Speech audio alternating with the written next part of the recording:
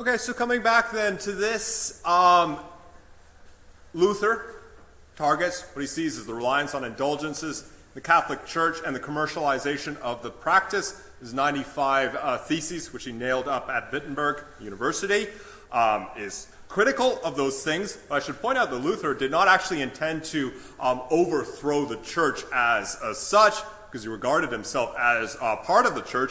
But as often happens in this kinds of situation, the consequences actually spiraled far beyond what Luther was anticipating himself. He personally was excommunicated by the church, and that speaks again to the idea of this large, corrupt institution, also a very conservative institution. And I think that's true of any of those long-standing hegemonic institutions, however progressive or diverse they might claim to be. They really don't like people rocking the boat or taking a stance that is critical of the entrenched practices, hence the church not responding kindly to Luther's theses that he put up at Wittenberg, and so he gets excommunicated.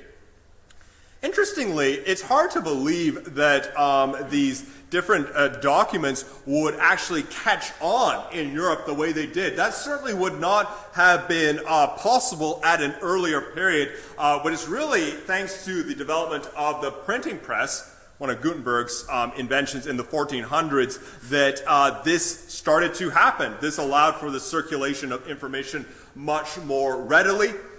Invention of movable type allowed for an explosion of printed volumes, radically increasing the circulation of text and ideas while also having a positive impact on literacy. I mentioned this also previously, the overwhelming majority of people throughout the medieval period living as peasants, but also living illiterate and without really much in the way of formal education. And that's tied up with the fact that there just aren't a lot of books around at the time. Prior to the invention of the printing press, there really wasn't a way to produce different text volumes and books, at least not in any effective or efficient way. If you have a document in the earlier period, say the 1200s, and you want to make a copy of that document, well, then you get a scribe to sit down and copy it out.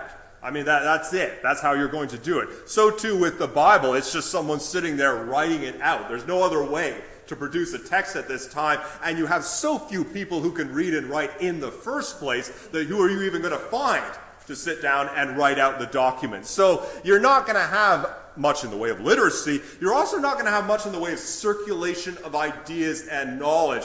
The development of the printing press allowed for the ready production of different volumes, books, texts, pamphlets, whatever it might be. And that's why Luther's ideas were able to circulate much easier across Europe, because suddenly you had a bunch of different documents that people could get hold of, and it's also a lot easier to translate things as well.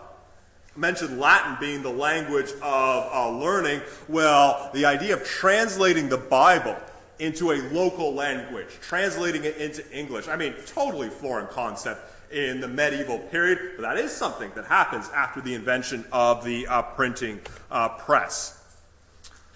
So what happens is you have the inception of the Protestant Reformation, the schism within the Catholic Church breakdown, where you have not just one branch of Protestantism, but a whole bunch of them that basically split off from the Catholic Church, and they offer their own interpretations of Christianity. And there you see the family tree of denominations. Orthodox Church, which I mentioned before, and the Catholic Church. And then at the time of the Reformation, you have growth of all of these different branches of Protestantism. Note that there's a variety of them, and also note that they're ordered somewhat roughly from the closest to Catholicism to the farthest away from it. And that's the idea that there are a lot of different versions of Protestantism, some of which are very opposed to Catholicism, opposed in every sense of the term. You might say, well, opposed in what way? Opposed in the sense of rejecting anything that resembles papal authority, rejecting the ceremonies and ritualistic practices associated with Catholicism, opposed to the kind of ostentation, which Catholicism is famous for producing those giant cathedrals with the kind of gilt interiors and all of those things. So opposed in any sense that you might care to name, but as I say there's a lot of different varieties depending on where you're going and who you're talking about. We're going to speak about the Reformation that came to England, and the first thing to point out, the Anglican Church, that's the Protestant descendant of the Reformation in England, not all of Britain, by the way, but in England, because there's a Church of Scotland as well, for instance. But the Anglican Church, the Church of England, which is quite close to Catholicism, that holds true to this day. Anglicanism isn't really that different from Catholicism in terms of its basic practices, ideas, and beliefs. In fact, to a degree, it just is Catholicism, only without the Pope. Right? It just kind of looks along the same lines when you get down to it. And there is an entire story as to why that happened. The instigator of the Protestant Reformation in England was that person, Henry VIII, who reigned 1509 to 1547. He was a member of the Tudor family, so one of the Tudors, and it's quite ironic, here's another one of those ironies, quite ironic that he was the one who started the Protestant Reformation in England because he was a very committed and devoted Catholic. He was throughout his life. He never actually broke formally with the Catholic doctrine and Catholic ideas. In fact, he was even awarded the title of Defender of the Faith by the Pope for his opposition to Lutheranism. So you might ask, well, what actually happened? What changed? Well, the story here is that the monarchs, the kings, were gaining more and more power and authority within their individual kingdoms. And that's something that I mentioned previously. Time was the Anglo-Saxon kings would be very happy to get the backing of the Catholic Church because they needed that big authoritative institution behind them. But by the time you get up to the 1500s, the kings, the monarchs, whether in England or other European countries, hold tremendous sway over their subjects. And that's because due to the hereditary system of succession and also the kind of cultural environment, all power is coordinated with the monarch to an extent. This is the closest thing to a divine ruler that any of the people in England are ever going to see. This is the kind of closest person to God, at least in their minds. And so with that comes a kind of lust for further authority, the consolidation of power, and the resentment of any kind of interference. Interference from the part of foreign powers, but also interference from the church as well. What kind of power are we talking about here? Well, there you see a clothes stool. That's a toilet, actually, from the 1500s, a toilet fit for the king. And the position of groom of the stool was someone who would assist the king's needs, and that would include things such as disposing of his waste and wiping his ass, as the case might be. You wouldn't think that that would be a very appealing position, but because it granted close contact with the king, it was highly prestigious and filled with prominent members of the nobility, because it means you're on intimate terms with the monarch. So that's a job that you actually want to have at that time. So it gives you the sense of the kind of authoritative position that the monarchs were acquiring around this era. What's the kind of backstory of Henry VIII being a Catholic but not wanting anyone else to tell him what to do? He starts the Reformation basically for his own personal reasons, mainly because he wanted a divorce or an annulment. He was married to this person, Catherine of Aragon, who was a Spanish princess originally.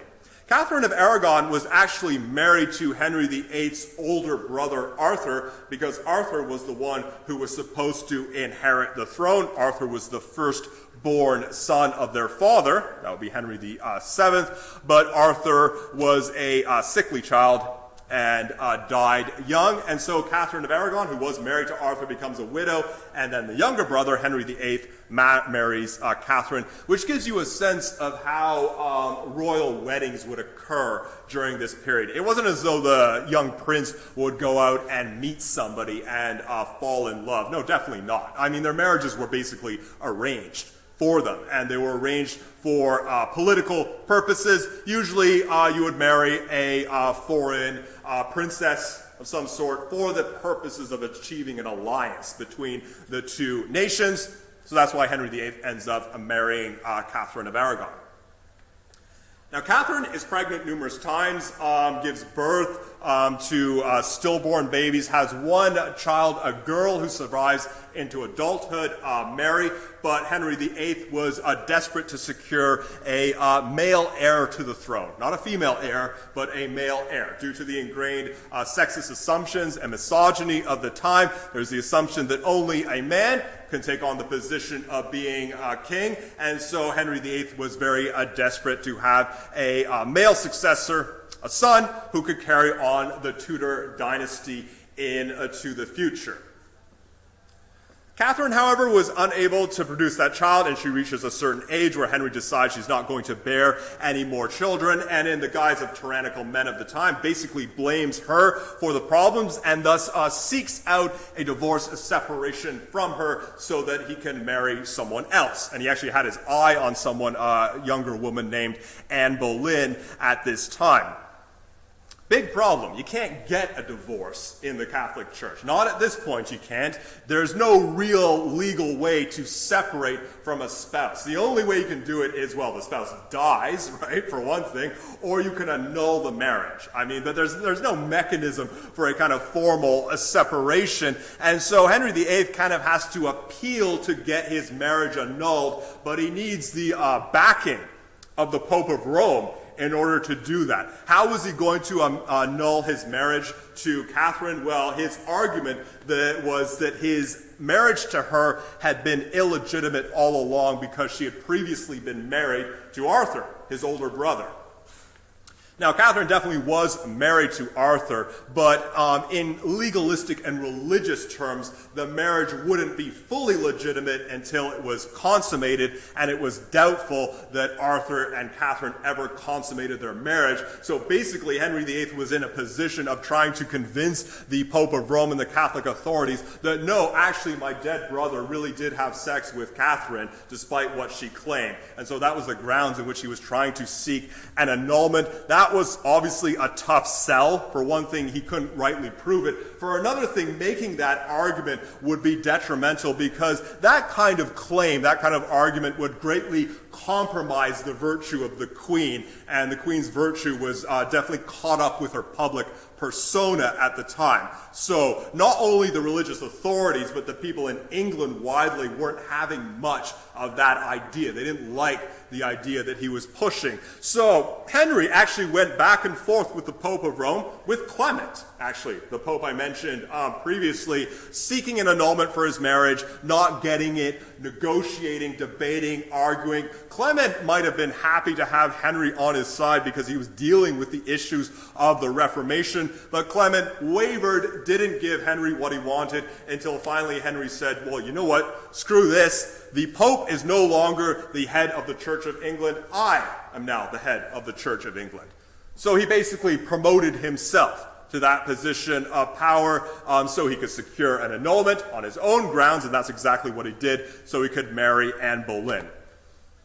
Well, he wasn't done yet. He actually progressed through 5 more wives, so the Pope might have known something about Henry that was preventing him from giving him what he wanted.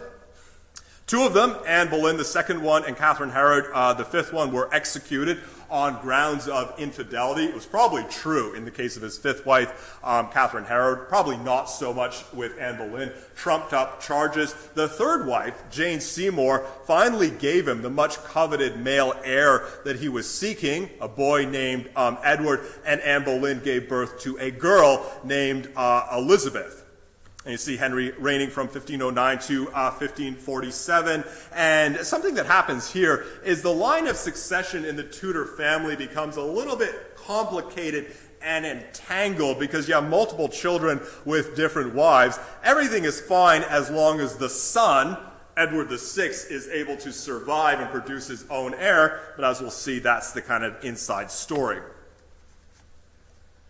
Henry VIII, emboldened by his success in naming himself as the head of the Catholic Church in England, also moved to close down a series of monasteries that existed in England at this time. Now, as I say, this wasn't necessarily contrary to Henry VIII's Catholic beliefs, at least not the way he saw it. He just regarded the monasteries as these corrupt institutions that were basically in the service of a foreign church. So he got one of his henchmen, Thomas Cromwell, there you see him to conduct a series of, quote, evaluations of the monasteries, building one-sided critiques to justify their dissolution. So Cromwell goes around from monastery to monastery, evaluating the levels of piety and spiritualism within the monasteries, but in the kind of sense of a modern-day journalist, he already knows exactly what he's going to write beforehand, goes in there, says they're totally corrupt, there's all sorts of malpractice occurring here, you have a bunch of nuns who have illegitimate children, you have sexual deviancy among the monks within the monasteries, so on and so on, drafts up this report. Henry sees it and says, oh, what an outrage, and then proceeds to shut down 1,000 religious houses, monasteries, and convents during this period. And I say there, the key point, with their land and assets flowing straight to the crown. The monasteries occupied a whole bunch of land in England, but land that belonged to the Catholic Church. Hence, land that belonged, by this point, to a foreign institution, a foreign power. So Henry's able to gobble up all of that land, not to mention the money, the assets that are attached to these monasteries. Most cases, the evaluations trumped up charges. Nuns, some of the nuns certainly probably did have illegitimate children, but they would have had them before they joined the convent or the monastery. In fact, the illegitimate child was probably the reason the nun joined the monastery in the first place. Well, Henry dies, and there's the son that he coveted for so long, Edward VI, the only surviving son of Henry VIII. Henry might have had an illegitimate son with one of his various mistresses, but an illegitimate child would never be recognized as being a possible heir.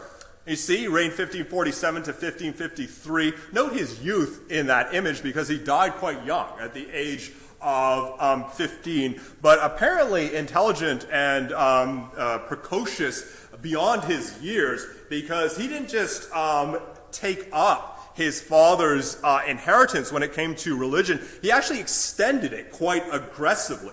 As I said, Henry VIII died as a Catholic. He just regarded the Church of England as still the Catholic Church, but with him as the head of it, whereas Edward VI took up a much more a Protestant stance and wanted to deepen and further England's separation from the Catholic Church. So he didn't just want a local version of Catholicism. He actually just wanted a different version of Christianity altogether.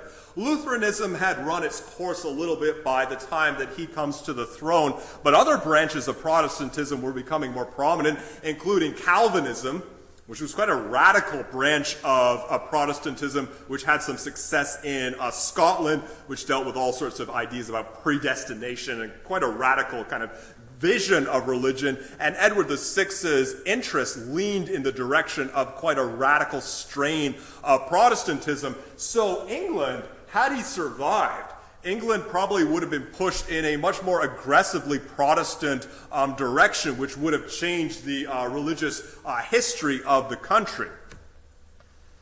But Edward, as it turns out, was a sickly child, died at the age of 15, probably tuberculosis is what led to his death. And he makes a kind of forlorn figure when you think back on it. I mean, it's easy to sort of consign these people to the distant past, but they really did exist, right?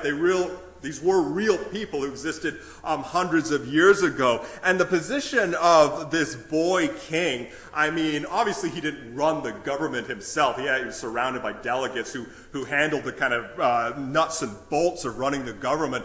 But he would have been a very isolated figure in many ways, because the king doesn't exist on the same plane, the same level as ordinary people, or even people within the nobility. I mean, he'd be constantly separated, constantly segregated from other people. His own half-sisters, Mary and Elizabeth, couldn't even speak to him, just as you would speak to a sibling. They would have to address him in a ritualistic and ceremonial way. So it's an interesting life, really, cut short, intelligent, precocious, and also isolated, alienated from everyone around him.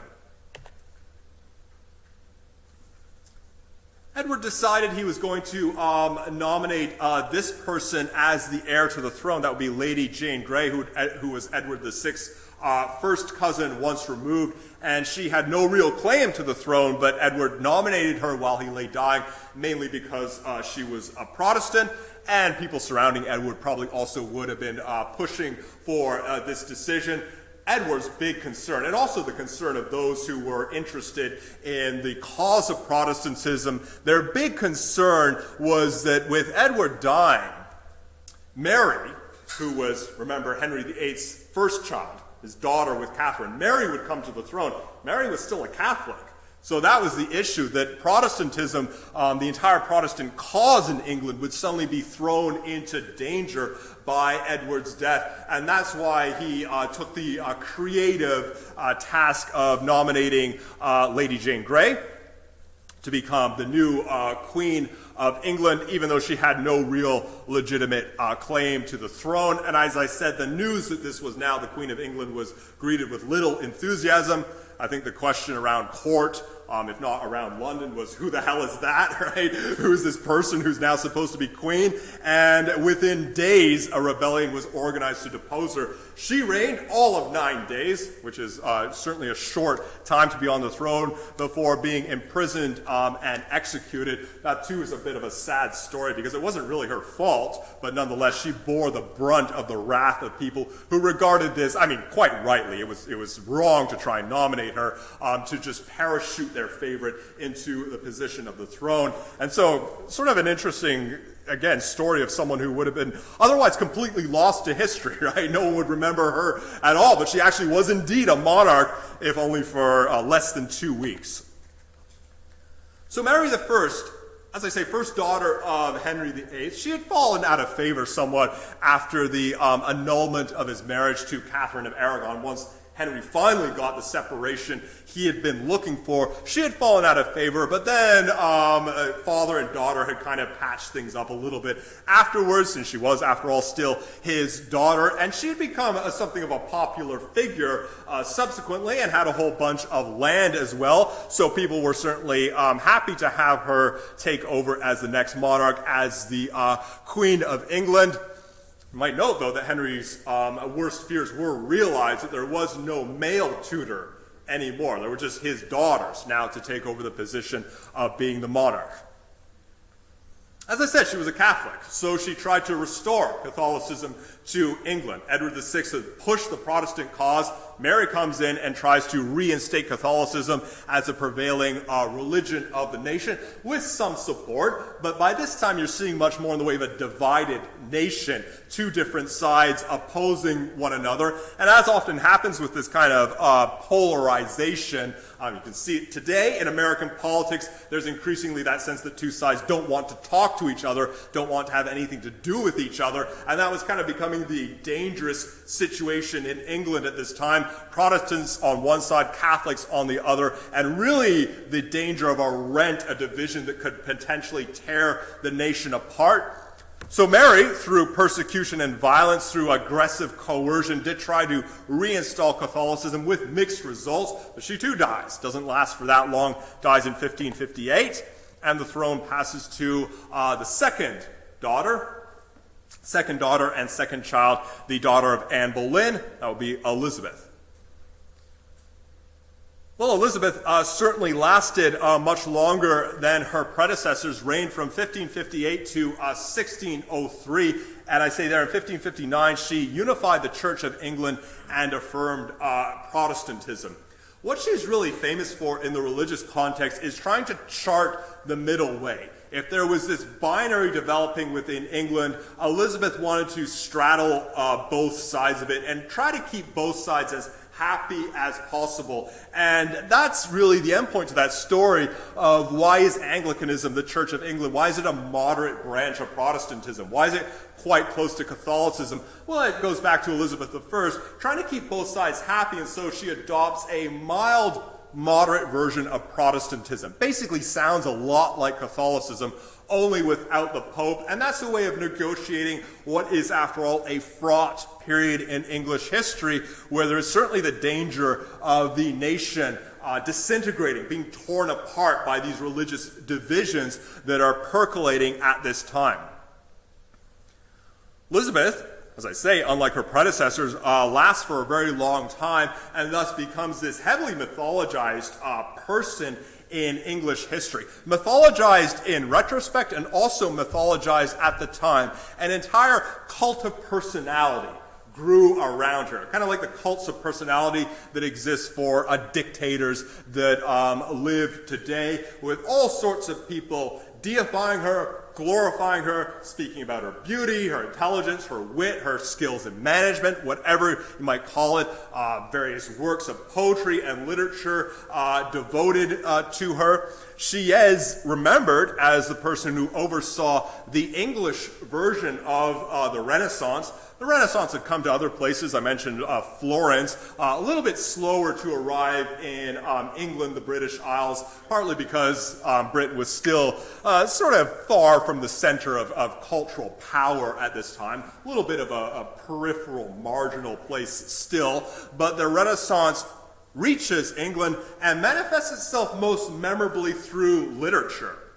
This is the era of William Shakespeare during the Elizabethan period, where English literature really comes into its own. Shakespeare, but also other giants in the English literary tradition like Ben Jonson and Christopher Marlowe. The growth of the Globe as a theater in London, where they would have these spectacular plays that they would put on. Of course, they rebuilt or built a sort of historically accurate version of the Globe, which is in London today.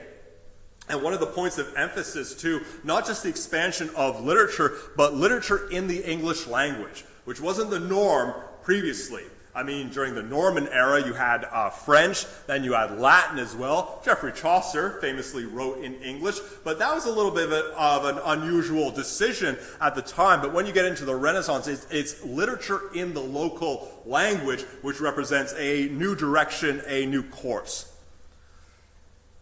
Also, Elizabeth is remembered for the glorious defeat of the Spanish Armada, 1588. I mean, that might have been expedient good luck as much as anything else. For all that, she seemed to be a conservative leader whose final 2 decades of rule were marked by social decay and economic decline. She became one of those authoritarian and quite conservative rulers who's ensconced on the throne for a very long period of time, multiple decades, and over time there's this stagnation that sets into the society, and she's just cloistered and separated and glorified by the people around her, unwilling to listen to other people's views and opinions, and the whole country goes into this gradual decline, where the conditions reach the lowest state since basically the 1300s. That, too, is a very typical story. Autocratic ruler who rules a government for a very long time, popular during the first half of their reign, less so during the second half, and you see this long period of decline. Kim Il-sung in North Korea, Robert Mugabe in Zimbabwe, and I would wager Vladimir Putin in Russia, assuming he lasts long enough, will also be someone who experiences something like that. It's funny the way things work out when you look back on history, because Henry VIII, here was someone who was obsessed and fixated on this idea of securing an heir to the throne. Now, why is he so concerned about that? Well, that's exactly how the Tudor dynasty, the Tudor family, there you see them, are going to maintain their hold on the English throne, but that also is the way that someone lives for posterity at this time. There's this idea that you have to have children, especially a male heir, to carry on the family name, because that's the only way that you can secure the continuity of your life into the future. Life is short, we all know that, so how do you how do you buck mortality? How do you go against the inevitability of mortality? Well, it's only through producing children and establishing that long reign of succession. And so Henry VIII becomes fixated on that idea, and he goes to these extraordinary lengths to get what he wants, which includes breaking with the Catholic Church, progressing through 6 different wives, and so on. And he does end up getting what he wants with Edward VI, except his son dies quite young, and his worst fears are realized. The Tudor dynasty dies out with him. Yet, as I say, funny how things work out, because if Henry VIII had been able to produce a male heir quite simply and easily, probably no one would remember him today. So he did end up living for posterity, but just not in the way that he imagined he would. He became famous, forever after, right, for centuries afterward, due to the kind of machinations and all the things he underwent trying to secure his legacy. Well, this became his legacy.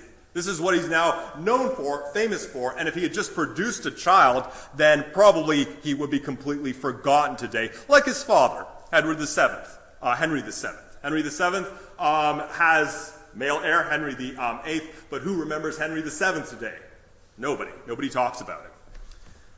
Also, another one of those ironies of history, you look at Elizabeth I, and she was someone who remained single her entire life. She never married, and her chastity became a whole part of the cult of personality that clustered around her. Now, that's also a kind of interesting story because she must have been aware of her father's struggles. In fact, not only was she aware of them, but remember that her own mother, Anne Boleyn, was executed on charges of treason. So Elizabeth I makes the decision to never marry and to never produce an heir. She might have had the idea that perhaps securing an heir is not the most important thing for a monarch, that maybe their focus should be going in a different direction. And the other sort of irony with that is that also keep in mind the general direction of Elizabeth I's life. She would have had it represented to her from the moment that she was born that she was a great crashing disappointment just because she was a girl. That would have been the basic idea, that Henry VIII had married Anne Boleyn for the purposes of getting a male heir. So Elizabeth is born, and that's a problem, that's a mistake, and yet she ends up being a much more successful ruler, a much more successful monarch than her predecessors had been. Not only that, but she becomes one of the most famous monarchs in British history. And I think in retrospect, she cemented or solidified a certain kind of persona within British culture, a figure of a woman leader who takes on the difficult task that her male counterparts are unable to fulfill. Margaret Thatcher kind of picked up that persona, became one of the famous or infamous prime ministers, depending on how you look at it. But she was a kind of extension of that idea. Nicknamed the Iron Lady, she presided over a period of intense privatization in British society and also oversaw the Falklands War in 1982. And she inherited, or she was voted into the position of a prime minister, really at a precarious moment in British history. Empire is a thing of the past. The country's in economic decline. Clearly, its standing on the international stage is at a lower point than it has been previously. And she takes on that kind of hard-ass persona of, all right, this is what we need to do. No one else was able to deal with this situation like I can. And there was that kind of iron will persona where she oversees this period of privatization and really shook up the entire structure of British society, for better or for worse, depending on your perspective, but she's kind of an extension of that Elizabeth I persona of someone who takes on the hard task of negotiating the Reformation in a way that others could not. I'll just mention this briefly, religion in Britain today, Protestants and Catholics, passive Christianity and spiritualism without religious dogma, and the diversification of religion in Britain. There you see the various religious denominations' affiliations in England from extended period going back to the early 20th century to 2008, although you see the chart progresses to the late 1980s. And one of the things we can notice there is the trajectory has moved towards agnosticism or atheism. Those with no religion, no religious affiliation, has increased dramatically over time from about 10% up close to 50%. And most of the gains have been at the expense of the Church of England, the Anglican Church, which is now regarded as kind of this ceremonial establishment religion that not a lot of people are really strongly invested in. Queen's burial, a recent burial, that's where you see the Church of England coming to the fore, but mostly for the kind of ritualistic ceremony. Interesting, these divides, how they manifest themselves subsequently. The Protestant-Catholic divide not just in England, but in other parts of Britain as well, prominently in Northern Ireland and Scotland as well, still exists within the culture in a variety of different forms today. Take a look, for instance, at Liverpool. You see two very prominent cathedrals, and different as anything in terms of their architecture, their kind of design. You have the Metropolitan Cathedral, the Catholic Cathedral, this very kind of cement, modern building. Liverpool Cathedral, the Church of England Cathedral, which might be the biggest Anglican cathedral in the world, I think. But if you look at the skyline of Liverpool, that's what stands out. It's two rival churches representing long-standing divisions. And also even enters the arena of sports through the famous Old Firm rivalry between the two football clubs in Glasgow, Scotland. You have the supporters of the Rangers football club on one side and Celtic football club on the other side. And traditionally the Rangers club was associated with Protestants, Celtic football side associated with Catholics. And there's also a kind of national division between the two of them as well. I think the last point to mention today is this idea of a passive Christianity, because going on the chart, what I showed you, a lot of people have kind of lost their religious affiliation, or at least a direct religious affiliation. There's a lot of, I would say, passive involvement in religion and Christianity today. That basically means people who are very tangentially or loosely affiliated with some religious practices, which I would say is pervasive in Britain and a lot of Western countries right now.